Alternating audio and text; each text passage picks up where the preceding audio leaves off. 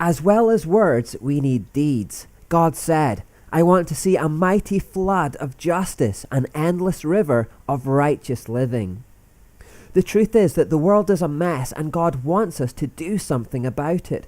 I don't need to give any examples or quote statistics. All we have to do is look around, pick up a newspaper, turn on the television. Something needs to be done.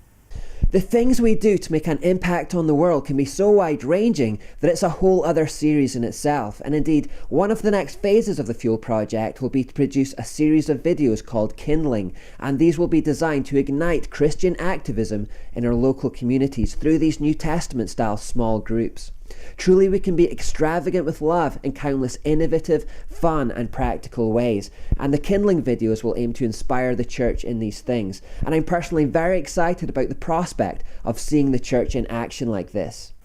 However, if you don't want to wait around for the Kindling series and would like to get a group together and do something in your community straight away, then please feel free and go ahead. I'm going to provide a few ideas here to get you started. Some of these suggestions sound completely frivolous, but the idea is just to start promoting habit-forming, selfless living. To this end, even the tiniest acts of kindness can help, but go as big as you want in these. You can raise funds for charity by doing a sponsored walk, climb, swim, or dance, anything really. Think of something fun. You could also ask the local press to cover it. Skip a meal and give the money to charity, or take the food to a food bank. Have a clear out and take things to the charity shop. Give up your place in a queue, maybe even pay for the shopping of the person behind you if you're at the supermarket.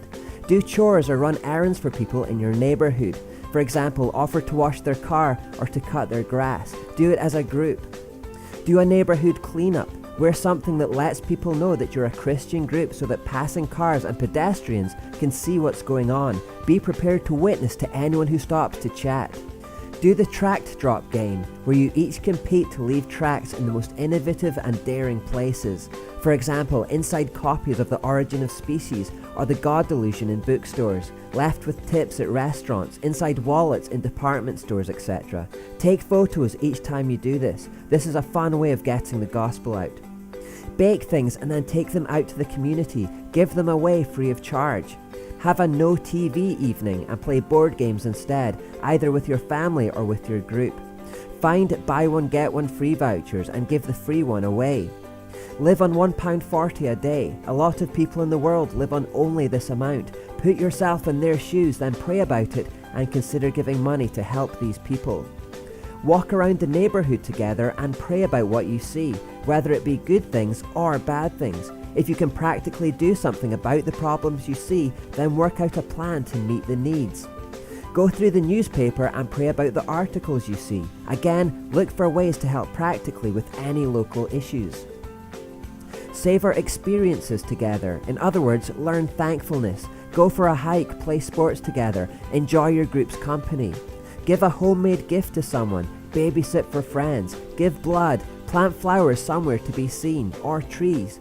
Do street evangelism. If you want to have a go at street preaching, go for it. Or you can do public drama skits and tell stories which drive home godly truths. Preach the word on social networking sites. Find local or national Christian causes to support. Email MPs and sign petitions about issues affecting Christianity. Campaign and go in marches. Make the Christian voice heard. Have a Bible study, and whenever you read about an activity of the church, make a plan to emulate it. Volunteer for something, repaint walls tarnished by graffiti, create a flash mob idea with a Christian message and perform it in a public place. You get the idea. Just demonstrate love with your good deeds and make sure that Jesus gets the glory and people get the gospel.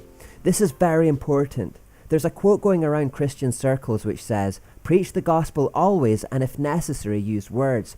This phrase has become a cop-out for the timid, but it's not good theology. Words are always necessary. Indeed, research suggests that non-Christians will miss the message without the words. Brad Greenberg says, a 2006 study by Calvin College's Kurt Verbeek found little or no difference in the spiritual response between two groups of Hondurans, one which had its homes rebuilt by missionaries who did not proselytize, and the other by local NGOs. Intuition would suggest as much. Unless foreigners explain that they are motivated to help by their religious beliefs, locals may be grateful for the new home, but they should not be expected to connect the dots that they may not know even exist. The reality is that the church should be doing both, serving the needy and spreading the gospel. This is what makes the humanitarian work of Christians different than that of the American Red Cross. Both are motivated by the desire to help others, but Christians are spurred by that Jesus thing. You see, good deeds are necessary, but they're not enough.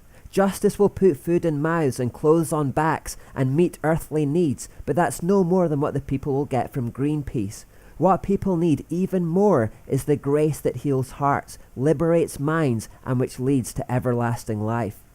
Seth Barnes from Adventures in Missions writes, "In the 30 years since we went to the field, young people have increasingly shifted their focus away from evangelism towards social justice. It's a trend you see in good institutions like the YMCA or the Salvation Army as well. We start out with evangelistic fervor, a words plus deeds formula, but gradually begin to shift to a deeds-only approach. Social justice is a good place to start, but a poor place to finish. People need to eat, they need to be healthy, we need to show that we care, but a concern for justice is not enough. The poor and oppressed need the whole gospel. What a privilege to discover Jesus' gospel of grace. My life would be bankrupt without it. Only that gospel has the power to bring not only justice, but healing." People must know what is motivating you, and Jesus must get the credit. Therefore, as you go about making a difference in your local community, make sure that that is communicated, either by verbal witnessing or through handing out tracts and flyers, or even just by wearing clothes that identify you as the Christian church. Be consistent about this too. Don't just do a good deed once for the novelty and then forget it. This must become a lifestyle for us. We must become followers of the way. Get excited about this too. There's a lot of fun to be had in getting your group together and doing worthwhile things in your local community, and you'll most likely feel amazing afterwards as well.